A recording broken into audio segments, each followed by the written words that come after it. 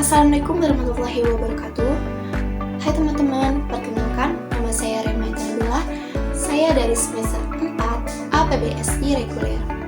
Video ini dibuat untuk memenuhi salah satu tugas UAS mata kuliah pengembangan media pembelajaran. Pada video kali ini, saya akan menjelaskan tentang proses terjadinya banjir.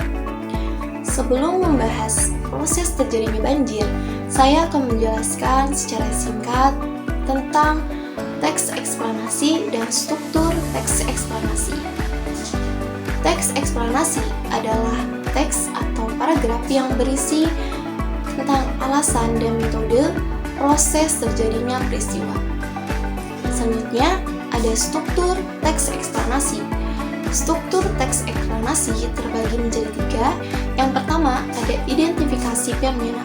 Identifikasi fenomena ini menjelaskan tentang gambaran umum fenomena atau peristiwa terjadinya proses banjir.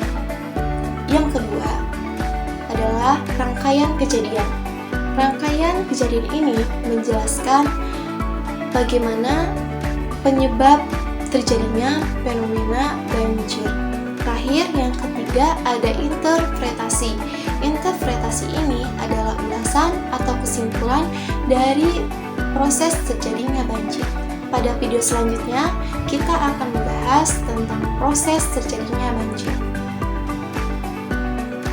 Banjir adalah fenomena alam di mana air yang berlebihan menggenangi suatu area yang biasanya kering.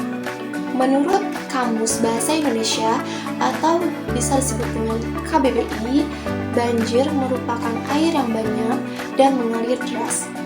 Fenomena ini dapat terjadi di berbagai tempat, seperti daerah perkotaan, pedesaan, atau bahkan hutan dan gunung. Penyebab terjadinya banjir. Yang pertama, hujan lebat. Curah hujan yang sangat tinggi dalam waktu singkat dapat menyebabkan banjir. Air hujan tidak sempat meresap ke dalam tanah, sehingga mengalir ke tempat yang lebih rendah. Kedua, peningkatan debit sungai. Saat hujan deras terjadi, sungai menerima aliran air yang lebih banyak dari biasanya. Jika kapasitas sungai tidak mampu menampung volume air tersebut, air akan meluap dan menyebabkan banjir di sekitar sungai. Ketiga, drainase yang buruk. Sistem drainase yang tidak efektif atau tersumbat dapat mengakibatkan air hujan tidak dapat mengalir dengan lancar. Air yang tergenang ini kemudian menyebabkan banjir, terutama di daerah perkotaan. 4. Pengundulan hutan. Penebangan pohon secara besar-besaran mengurangi kemampuan tanah untuk menyerap air. Tanpa akar pohon yang menahan air, air hujan akan langsung mengalir ke sungai atau daerah rendah, meningkatkan resiko banjir. Kelima, tanggul dan bendungan jebol. Infrastruktur yang berfungsi untuk mengendalikan aliran air seperti tanggul atau bendungan, jika rusak atau jebol, akan menyebabkan air meluap ke daerah sekitar dan menyebabkan banjir. 6. Pasang naik. Di daerah pesisir, fenomena pasang naik yang ekstrim dapat mengakibatkan air laut meluap ke daratan, menyebabkan banjir. Setelah memahami beberapa penyebab terjadinya banjir, dapat ditarik kesimpulan bahwa banjir adalah hasil dari dua kombinasi.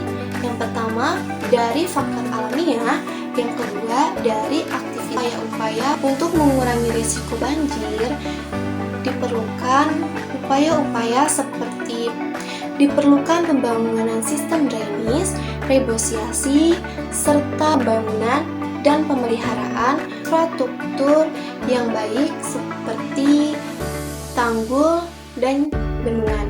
Selain itu, mitigasi risiko banjir juga memerlukan perencanaan tata ruang yang baik dan pendidikan kepada masyarakat tentang pentingnya menjaga lingkungan. Itulah beberapa proses tentang proses terjadinya banjir. Cukup sekian, kurang lebihnya mohon maaf. Terima kasih sudah menonton. Sampai jumpa di video selanjutnya. Wassalamualaikum warahmatullahi wabarakatuh.